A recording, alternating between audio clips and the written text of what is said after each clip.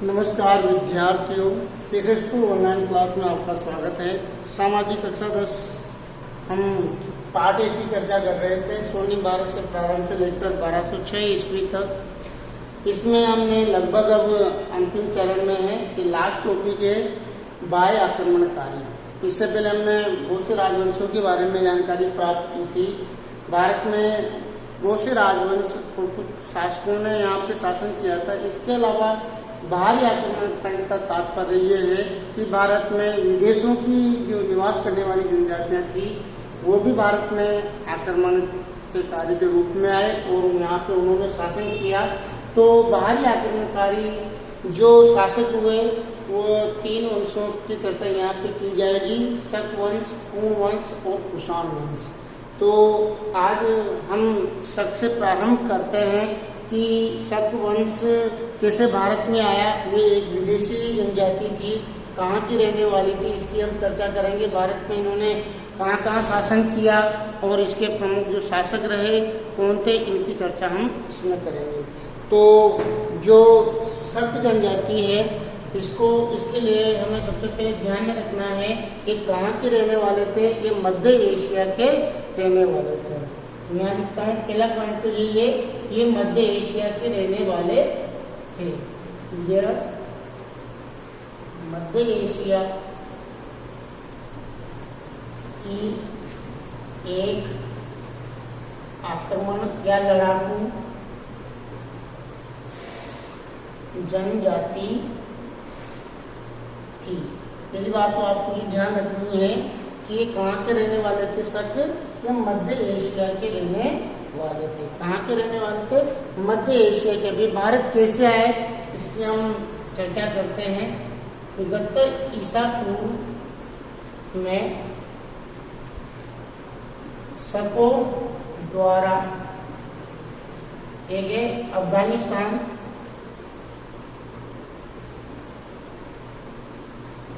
अफगानिस्तान व एक और देश है जो वर्तमान में अलग देश है, लेकिन उस समय ये भारत के हिस्से माने जाते थे। अफगानिस्तान व बलूचिस्तान को जीतकर एक दर्रा है, दर्रा का तात्पर्य होता है पहाड़ी इलाके में एक सकड़ा सा रास्ता, बोलन दर्रे से भारत में प्रवेश करते हैं। तो भारत में कैसे आए?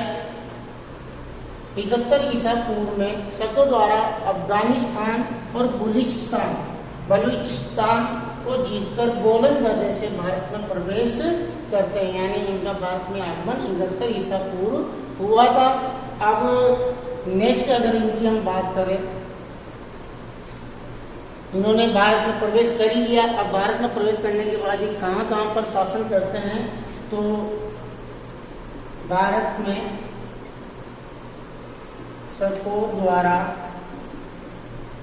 शासित क्षेत्रों में नाम लिखता हूँ। एक तो मथुरा, उज्जैन, अवंती, सौराष्ट्र। देखो यहाँ हमने लिखा मथुरा, उज्जैन, अवंती, सौराष्ट्र आदि है। यानी कहने का मतलब है भारत में प्रवेश करने के बाद ये भारत में मथुरा, उज्जैन, अवंती, सौराष्ट्र आदि क्षेत्रों पे ये शासन करते हैं। अब इनका जो नेक्स्ट पॉइंट हम लिखते हैं, इनके जो प्रमुख शासक हुए, प्रमुख शासक यानी शक जनजाति द्वारा कौन कौन से शासक हुए उनकी हम चर्चा करते हैं। तो प्रमुख शासकों में पहला नाम आता है मावेज का।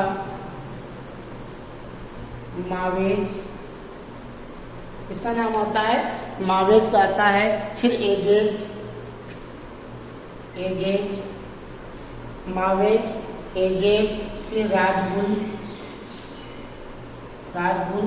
अब राजगुल को आपको ध्यान में रखना है कि राजगुल को महाक्षत्रप कहा गया है, यानी इसने महाक्षत्रप की उपाधि, यानी इसने किसकी उपाधि धारण की थी? राजगुल ने। शासक है ये, सब शासक है राजगुल। महाक्षत्रप की उपाधि किसने धारण की थी? राजगुल ने। अब इसके बाद और भी इसके शासक हुए, जिनमें अगर हम बात करें आगे शासकों को, भूमक,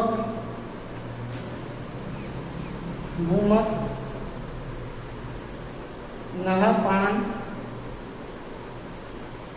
चष्टन,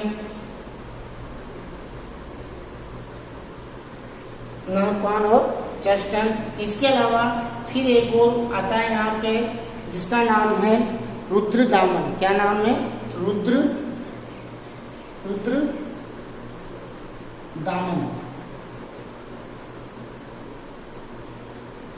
आदि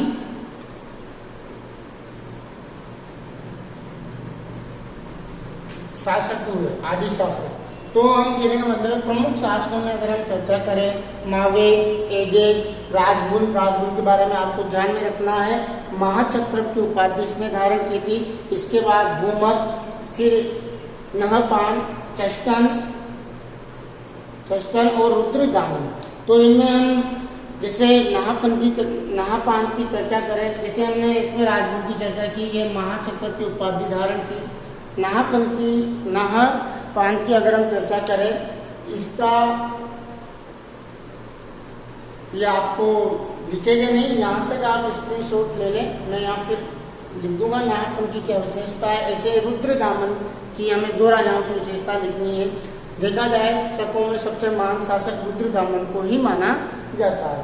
तो यहाँ तक आप इसका स्क्रीनशॉट ले लें।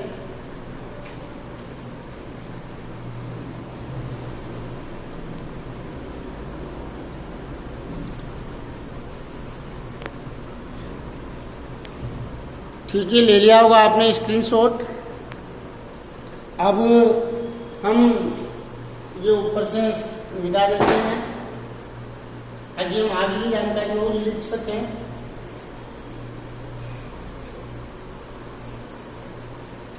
अब अगर हम देखें तो जैसे भूमक, नहपान, चष्टन और रुद्रदामन, जिसे हमने राजगुल की विशेषता लिखी, महाक्षत्रप की उपाधि इसने धारण की, ऐसे हैं नहपान। जो नहपान है इसके बारे में कहा जाता है इसे सातवाहन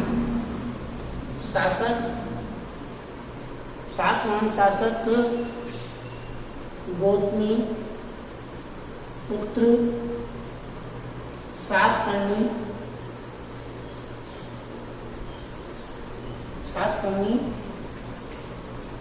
द्वारा पराजित किया गया। ये ध्यान में रखना है, नापन में ध्यान रखना है। अब रुद्रदामन की अगर हम बात करें, रुद्रदामन तो इसके बारे में लिखता है, इसके बारे में हमें मिलता है, हमने मौर्य काल में पढ़ा था, जूनागढ़ अभिलेख से प्राप्त विवरण के अनुसार मौर्य काल में निर्मित सुदर्शन झील का इसने रुद्रदामन ने इसने जीर्णोद्धार करवाया था। क्या करवाया था? जीर्णोद्धार, यानी इसने इसकी मरम्मत करवाई थी। जीर्णोद्धार करवाया था। बस आपको इतना सब ध्यान में रखना है। एक और आपको यहाँ नोट लगा के लिख लो शकों के बारे में। ये लिखना है, शक अपने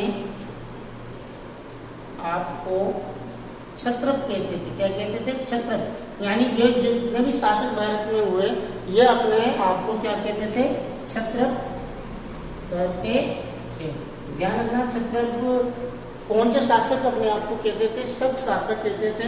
हमने शक शासक के बारे में पढ़ लिया है। अगली हमारे जो रहेगी शक के बाद उनको हम पढ़ेंगे, तो इसका भी आप स्क्रीनशॉट ले लें। तो हम हूण की चर्चा करेंगे, अगला टॉपिक रहेगा। यानी शक के बाद हम हूण वंश की चर्चा करते हैं, तो इसके बारे में भी हमें पॉइंट टू पॉइंट लिखना है। ये भी मध्य एशिया की एक बर्बर जनजाति थी। हूण मध्य एशिया की एक बर्बर जनजाति थी। ध्यान में रखना है, ये जैसे शक भी मध्य एशिया के थे, ऐसे ही ये हूण भी मध्य एशिया के थे।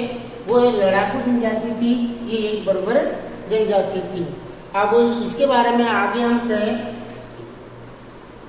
इसको बर्बर होने के कारण दैत्य भी कहा जाता था। ये भी ध्यान में रखना है। दैत्य मतलब समझते हैं राक्षस, यानी बर्बर थे ये। तो आगे अगर हम इसकी चर्चा करें हूणों की, तो ये कहाँ के रहने वाले थे? मध्य एशिया के। ये भी मध्य एशिया के रहने वाले थे। अब इसमें कहा जाता है कि इन्होंने भारत पे कब आक्रमण किया? 458 ईस्वी में गुप्त शासक, हमने इसकी पहले भी चर्चा की थी, स्कंद गुप्त के समय भारत पर सर्वप्रथम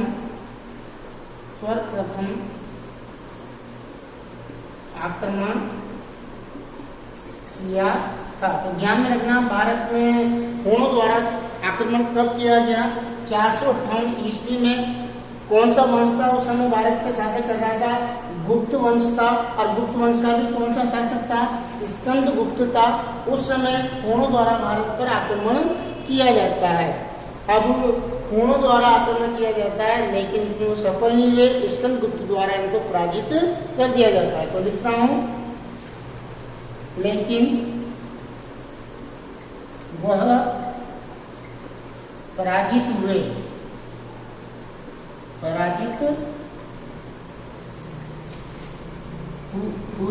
ध्यान में रखना है।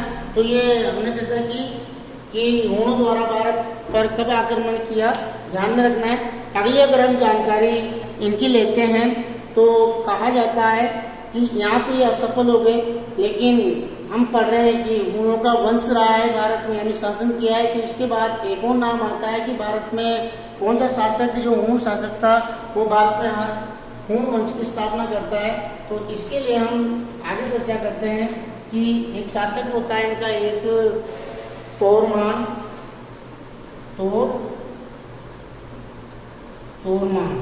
ठीक है। तोरमान द्वारा गुप्त वंश को नष्ट, यानी इसके द्वारा तोरमान द्वारा गुप्तों को हराया गया। इसलिए यहाँ मैं ये लाइन लिख रहा हूँ, तोरमान द्वारा गुप्त वंश को नष्ट कर भारत में हूण वंश की नींव रखी जाती है।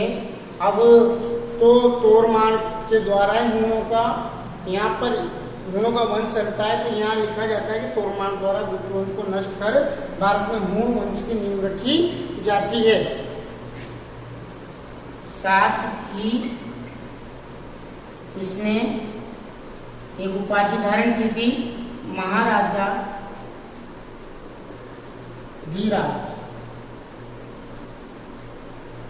धीराज की उपाधि धारण करता है। तो यहाँ तक ध्यान में रखना कि भारत में तोरमान द्वारा ही हूण वंश की स्थापना की जाती है। दिख रहा होगा आपको। तो तोरमान ने ही गुप्त वंश को नष्ट किया। नष्ट करने के बाद उसने महाराजा धीराज की उपाधि धारण की। अब तोरमान के बाद एक प्रसिद्ध हूण शासक आता है जिसको हम पढ़ते हैं महिरकुल के नाम से। तो तोरमान के बाद हम आगे बढ़ते हैं। तो यहाँ तक आप स्क्रीनशॉट ले लें, ठीक है। स्क्रीनशॉट लेके इसको उतार लें। स्क्रीनशॉट ले लिया होगा आपने। तो आगे हम चर्चा करते हैं।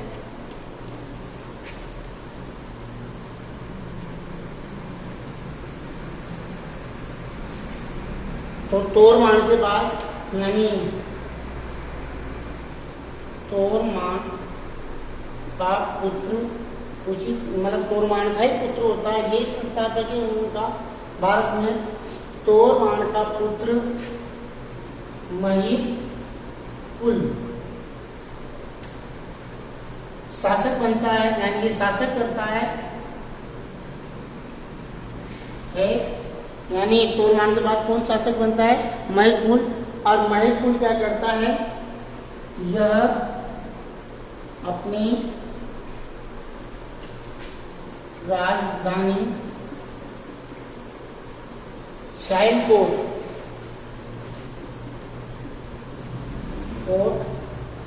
को बनाता है। ध्यान रखना है किसको अपनी राजधानी बनाता है? ये शाइलकोट को अपनी राजधानी। यानी अगला शासक कौन बना? महिरकुल। फिर उसने अपनी राजधानी क्या बनाई? शाइलकोट को बनाता है। फिर आगे जाके ये क्या करता है? कहने का मतलब है कि जो बौद्ध धर्म है, बौद्ध धर्म से यह घृणा करता है। क्या करता है? घृणा करता है, घृणा करता है। तो वो डायरेक्ट लिखते हैं बौद्ध धर्म से ये घृणा करता है, यानी बौद्ध धर्म इसको अच्छा नहीं लगता। तो बौद्ध धर्म के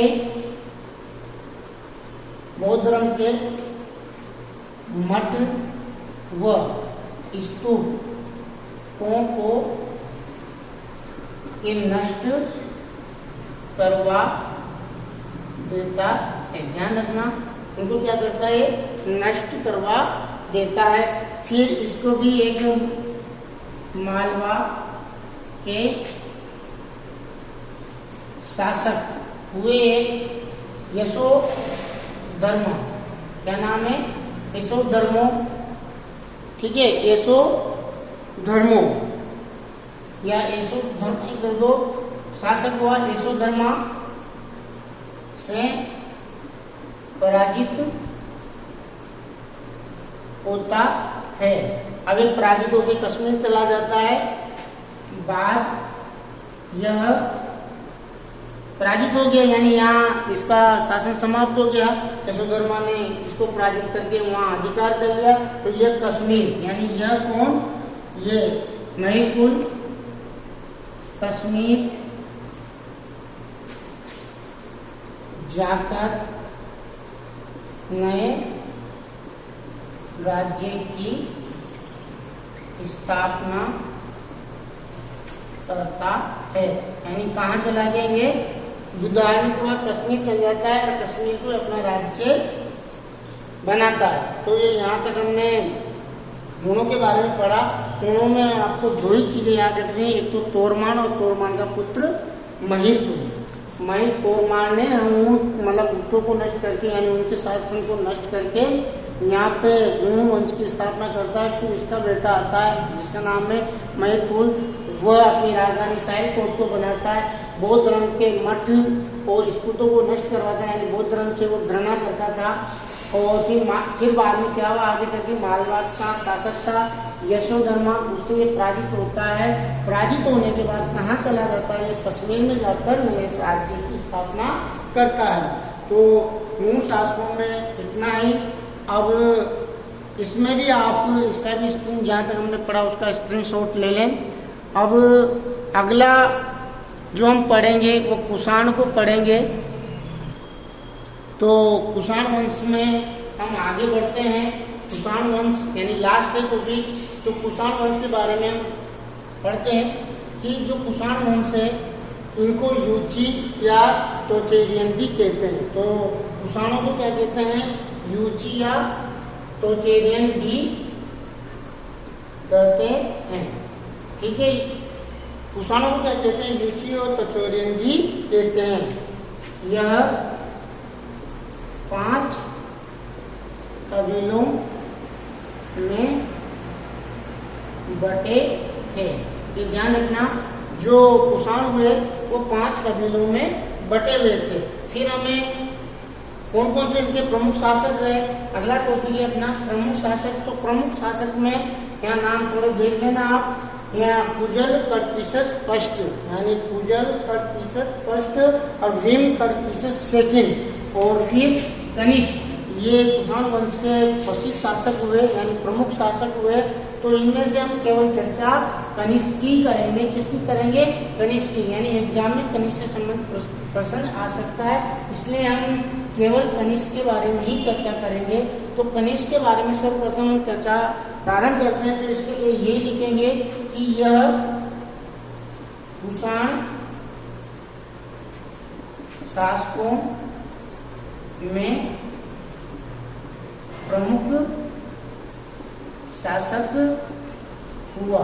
तो आपको ध्यान में रखना है, अगर चर्चा हो कि कुषाण वंश के प्रमुख शासक कौन रहे, तो उन प्रमुख शासकों में आपको ध्यान में रखना है किसका नाम? कनिष्क का। अब आगे हम चलते हैं। इसने अपनी 2 राजधानियां बनाई थी। तो इसने पहली राजधानी पेशावर, तो वर्तमान में पाकिस्तान में पेशावर, वह दूसरी मथुरा को बनाया था। तो ध्यान में रखना, इसने 2 राजधानियां बनाई थी, पहली थी पेशावर और दूसरी है मथुरा। अब आगे हम पढ़े कि इसने कश्मीर को जीतकर एक नगर बसाया था। कश्मीर को जीतकर इसी के नाम पे कनिष्कपुर की स्थापना करता है। इसके साथ इसने 2 मतलब 3 नगरों को ये जीतता है, जिसका नाम है एक तो कासगढ़, एक यारकंद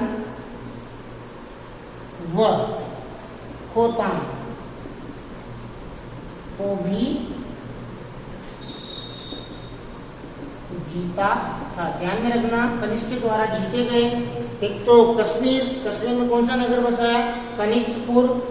और फिर इसके अलावा इसने कासगढ़, यारकंद और खोतान को भी जीता था। अब इसके शासनकाल में एक इतिहास में प्रसिद्ध प्रमुख घटना होती है, तो उसकी हम चर्चा करते हैं। तो यहाँ मैं लिखता हूँ, यहाँ तक आप स्क्रीनशॉट कर ले, ऊपर लिख दूंगा, नीचे दिखेगा नहीं। तो स्क्रीनशॉट ले लिया होगा आपने। तो इसकी जो प्रमुख घटना रही, अगर कोई स्क्रीनशॉट नहीं लेता या उसको जानकारी नहीं है तो इस वीडियो को पॉज करके भी आप लिख सकते हैं। तो इसकी एक प्रमुख घटना रही, मतलब इसके शासन काल में कश्मीर के कुंडलवन में एक बौद्ध आचार्य थे, पार्श्व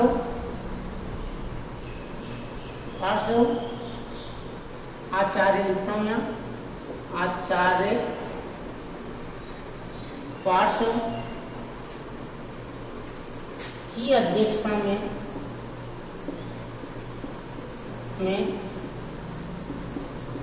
चौथी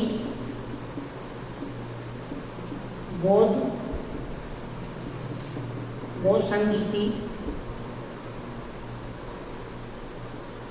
होती है। ध्यान रखना, मोस्ट इम्पोर्टेंट है ये जानकारी कि चौथी बोध संगीति किसके शासन काल में हुई थी? वो कनिष्क के शासन काल में होती है। यानी इसके शासन काल में कश्मीर, कहाँ पे होती है? कश्मीर। कश्मीर में भी कौन सा स्थान है? कुंडल वन में। और किसकी अध्यक्षता में? यानी आचार्य पार्श्व की अध्यक्षता में चौथी बोध संगीति होती है। देखो इतिहास में इससे पहले तीन बौद्ध संगतियां हो चुकी थी, जो मतलब बौद्ध धर्म से संबंधित थी। आपको ध्यान में रखना है। आगे हम चर्चा करें इसके राज दरबार में कौन कौन से विद्वान थे। तो यहाँ हम चर्चा करते हैं इसके, यानी किसका अध्ययन कर रहे हैं हम? कनिष्क का। इसके राज दरबार में कनिष्क के राज दरबार में एक तो हमने यहाँ पढ़ा पार्श्व, फिर एक है वसुमित्र, एक है अश्वघोष, फिर नागार्जुन, नाम सुना होगा आपने, नागार्जुन जो एक महान गणितज्ञ थे। यानी इनके पीछे लिखता हूँ नागार्जुन कौन थे? गणितज्ञ। फिर एक चर्क, नाम सुना होगा, चर्क जो क्या थे? एक महान चर्क चिकित्सक थे।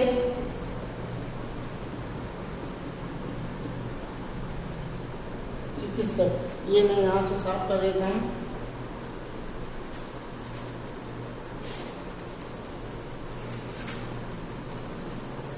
चरक,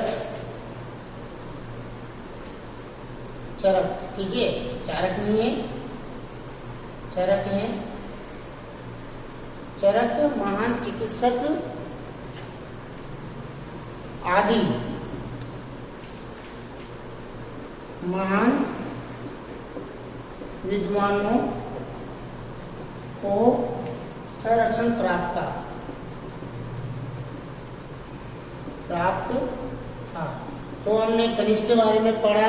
सबसे पहले तो आपको ये महान शासक था, इसकी 2 राजधानियां थी। फिर इसने कौन से नगरों को जीता। फिर इसके बाद इसके समय चौथी बोध संगीति सभा होती है। फिर इसके दरबार में प्रसिद्ध विद्वान जिसमें पार्श्व, वसुमित्र, अश्वघोष, नागार्जुन जो गणितज्ञ थे, चारक ये महान चिकित्सक थे, आदि महान विद्वानों को संरक्षण प्राप्त था। तो ये आज हमने एक पार्ट कंप्लीट कर लिया है स्वर्णिम भारत प्रारंभ से लेकर 1206 ईस्वी का। इसके लगभग हमने 20 पार्ट इसके बनाए हैं। अब नेक्स्ट अध्याय यानी अध्याय 2 की हम चर्चा करेंगे। इसके आगे का इतिहास उसमें आएगा। मेरे हिसाब से आपके पार्ट 1 के अच्छे नोट्स तैयार हो गए होंगे। और इसी दौरान अभी परीक्षा बोर्ड जो स्थगित हुई थी कोरोना काल में, इस दौरान जो मैंने पढ़ाया है उनमें से ही 5% के अंक पूछे गए हैं। कहने का मतलब है बोर्ड में इस पार्ट से, यानी ये पूरा अध्याय ये इसमें से 5 अंक निर्धारित है।